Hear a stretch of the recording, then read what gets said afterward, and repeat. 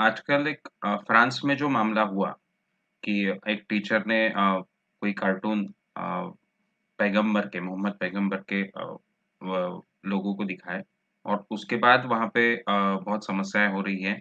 तो ये जो मामला चल रहा है फ्रांस में, वायलेंस हुआ, कई 2-3 लोगों के सिर कलम किए गए, बीहेडिंग किया गया। तो ये जो फ्रांस में मामला चल रहा है, तो इसके बारे में आपके क्या विचार हैं? और इस्लामिक कट्टरपंथ पूरी दुनिया के लिए खतरनाक है ऐसा कहा जाता है, तो उसके बारे में आपकी क्या राय है? अजय राउत इनका सवाल। देखिए, फ्रांस के बारे में विचार करना एक अलग बात है, क्योंकि फ्रांस एक बहुत ही स्वतंत्र देश है। फ्रेंच रिवॉल्यूशन होने के बाद ही सही मायने में पूरे दुनिया में लोकतंत्र फैलता गया, लिबर्टी, इक्वालिटी, फ्रैटर्निटी इनका महत्व कई देशों ने और मानव जाति ने स्वीकारा। फ्रांस इस देश में बहुत ज़्यादा स्वतंत्रता है। अभिव्यक्ति स्वातंत्र्य को, स्वतंत्रता को वहाँ बहुत कीमत दी जाती है। लोग अपने विचार खुले तौर पर रख सकते हैं। इसलिए फ्रांस में इस ढंग का कार्टून छपना ये नॉर्मल नेचुरल बात मानी जाती है। जैसे कोई मोहम्मद पैगंबर के बारे में कार्टून छाप सकता है, उसी ढंग से वहां पर यीशु ख्रिस्त के बारे में कार्टून छाप सकता है, किसी हिंदू धर्म के भगवान के बारे में अपना मत व्यक्त कर सकता है। हर एक को अपने अपने मत व्यक्त करने का अधिकार है और उसका लोकतांत्रिक तरीके से उनका निषेध करने का अधिकार भी वहां पर उपलब्ध है। और उसी ढंग से फ्रांस में ये काम चलता है। ये जो कलम छाटे गए, यानी सर कलम किए गए, ये बहुत ही गलत बात थी और इस कारण एक नया प्रॉब्लम वहां पर खड़ा हुआ। ये मुस्लिम कट्टरपंथ ये देश के लिए ही नहीं पूरे दुनिया के लिए घातक है, ये बात सही है। कोई भी कट्टरपंथ, चाहे मुस्लिम कट्टरपंथ हो, चाहे हिंदू कट्टरपंथ हो। भाई आप हिंदुओं के अंधविश्वास के बारे में बोलते हो क्या? फिर दाभोलकर जी का मर्डर किया जाए। आप शिवाजी ये सबका है ऐसा बोलते हो, रामदास स्वामी उनके गुरु नहीं थे ऐसा बोलते हो क्या? फिर और किसी का मर्डर किया जाए। ये इस ढंग से जो कट्टरपंथ हिंदुओं में है, जो सनातन संस्था और बाकी सब लोग इसमें यहाँ फैलाना चाहते हैं, वो भी उतना ही घातक है जितना मुस्लिमों का कट्टरपंथ घातक है। सभी का कट्टरपंथ घातक है।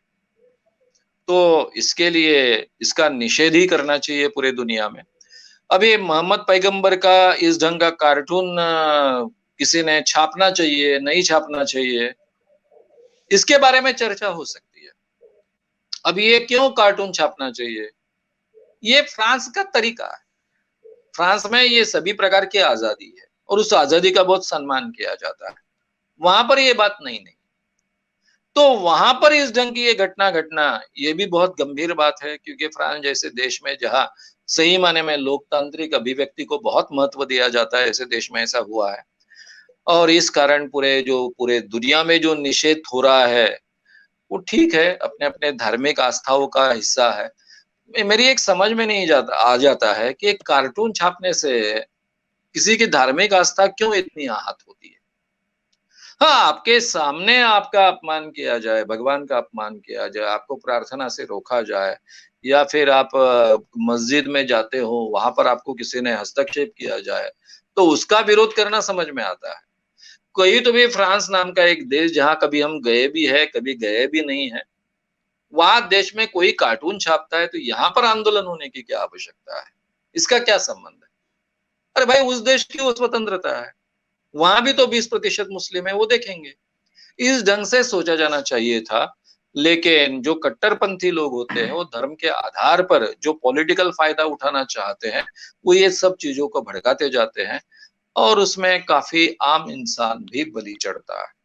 तो ये प्रोसेस है, ये घातक है, मानव जाति के लिए घातक प्रोसेस है। हमेशा हमने याद रखना चाहिए कि धर्म इंसान ने निर्माण किए हैं, ये आसमान से टपके नहीं है। इंसान की आयु कम से कम 10 लाख साल की है, जिसको हम होमोसेपियंस कहते हैं। उनकी आयु, आप जैसे मेरे जैसे इंसान की आयु कम से कम 2 लाख साल की है। 2 लाख साल की आयु में हमारे धर्म की आयु, मुस्लिम धर्म की आयु तो केवल 1600 साल की है। 2 लाख साल में आखिरी की है 1600 वर्ष, और क्रिश्चियन धर्म के 2000 साल की आयु, बौद्ध धर्म की 2500 साल की आयु। 2500 साल में आखिरी में ये धर्म पैदा हुए। धर्म बहुत नई चीज है, इंसान ने पैदा की हुई चीज है। हम 2 लाख सालों से यहाँ जी रहे हैं। चाहे मुस्लिम है वो भी होमोसेपियंस है, हिंदू है वो भी होमोसेपियंस है, और चाहे क्रिश्चियन है या किसी भी धर्म के वो भी होमोसेपियंस है। सब एक जाति के हैं, कोई अलग जाति नहीं है। तो इसलिए ये हमने समझ लेना चाहिए आज के जमाने में, और इन चीजों को महत्व न देना सीखना चाहिए। तो इंसान कर आगे के जीवन में हम अच्छे ढंग से जी पाएंगे।